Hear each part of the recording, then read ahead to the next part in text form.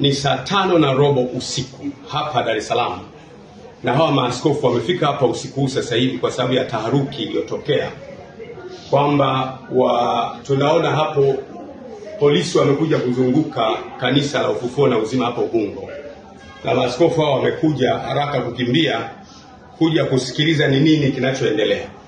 Of course hata mimi mwenyewe sijajua kinachoendelea, lakini naona hapo nje kuna defenders za polisi kama 3 hivi wamekuja kuzunguka kanisa.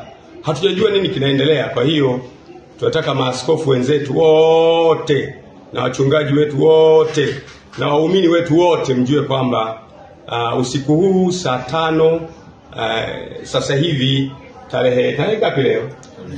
Tarehe 2 tumezungukwa hapa na polisi hapa. Sijui wanataka kufanya nini, na maaskofu wamepata taharuki, wamekimbia usiku huu kutoka madhehebu mbalimbali kuja kuangalia ni nini kinaendelea kufanyika. Kwa hiyo nitaendelea kuwajulisha, lakini kwa ufupi ni kwamba kuna watu wamefika hapa kanisani. Tunaona defender, hatujajua ndio polisi au ndio watekaji wenyewe. Nafikiri ni polisi, tunaona ni gari za polisi, lakini tuendelee kuwasiliana, tutajulishana cha kufanya. Asanteni sana.